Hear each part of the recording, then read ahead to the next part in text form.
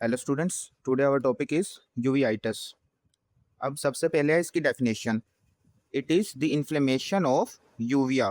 ठीक है, infectious and non infectious inflammation of uvea. अब जो ये यूविया ये बनता किस किस स्ट्रक्चर से है, ठीक है। इसमें हमने कौन कौन से स्ट्रक्चर्स आएंगे इसके। एक तो आएगा सिलरी बॉडीज और दूसरा कौन सा है, आइरस। ठीक है, सिलरी बॉडी एंड आइरस। और इसके अलावा कोरोइड। ठीक है, ये क्या है, पोस्टीरियर यूवीआइटिस। अगर तो कोरोइड की इन्फ्लेमेशन हुई है तो क्या बनेगा, पोस्टीरियर यूवीआइटिस। अगर सिलरी बॉडी और आइरस की इन्फ्लेमेशन हुई है तो क्या होगा, तो होगा एंटीरियर यूवीआइटिस। ठीक है, अब इसकी कॉजेज कौन कौन सी हैं, तो associated with systemic inflammatory disorders. ठीक है, इसमें एक है, सबसे पहले है सार्कोइडोसिस।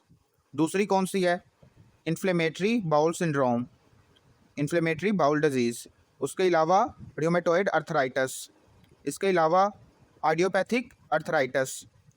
और क्या होगा, HLA-B27 जीन म्यूटेशन। ठीक है, HLA-B27 जीन है ना, उसकी अगर म्यूटेशन होगी तो भी क्या होगा, यूवीआइटिस होगा। ठीक है, और इन्फेक्शंस कौन कौन से, टीबी, सिफिलिस और टोक्सोप्लाज्मोसिस। ये क्या है, कॉजेज ऑफ यूवीआइटिस। अब इसके बाद हमने कौन कौन सी टाइप्स पढ़ी हैं यूवीआइटिस की। एक है एंटीरियर यूवीआइटिस और दूसरी कौन सी है, पोस्टीरियर यूवीआइटिस। अगर तो कोरोइड की इन्फ्लेमेशन होगी, ये जो इसकी पोस्टीरियर लेयर है, तो क्या होगा, पोस्टीरियर यूवीआइटिस होगा। और अगर आइरस और सिलरी बॉडी की इन्फ्लेमेशन होगी तो क्या होगा, एंटीरियर यूवीआइटिस। ठीक है, अब इसकी कोजेज में जो इसकी मोस्ट कॉमन कोज है ना, वो है टीबी और सार्कोइडोसिस। और इसमें कौन सी कोजेज आएंगी, इसमें ये सारी आती हैं। ठीक है, इसमें मोस्टली सारी आएंगी। बट जो पोस्टीरियर यूवीआइटिस है इसमें मोस्ट कॉमन है टीबी और सार्कोइडोसिस।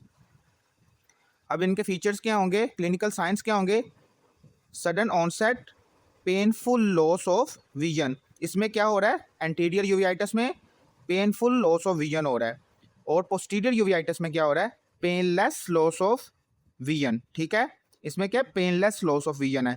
यही इन दोनों का मेन डिफरेंस है, इसमें पेनलेस होगा और इसमें पेनफुल होगा। उसके अलावा लैक्रीमेशन और फोटोफोबिया, इसमें भी लैक्रीमेशन और फोटोफोबिया। इसके अलावा एंटीरियर यूवीआइटिस में रेडनेस ऑफ आई भी होगी। ठीक है, अब how can we diagnose it.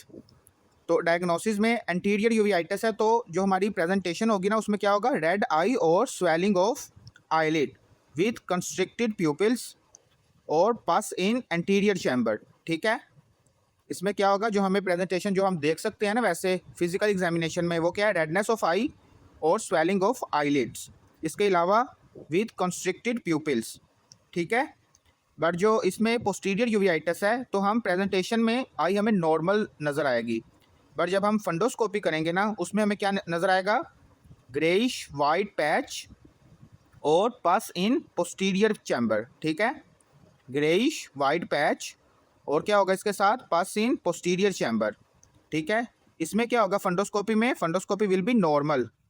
ठीक है, अब इसका ट्रीटमेंट क्या है, ट्रीटमेंट में है एंटीरियर यूवीआइटिस के hot fermentation plus atropine. Plus atropine क्या करता है, ये प्यूपिल की डायलेशन करवाता है। ठीक है, प्यूपिल डायलेशन। और नॉन स्टीरॉयडो एंटी इन्फ्लेमेटरी ड्रग्स।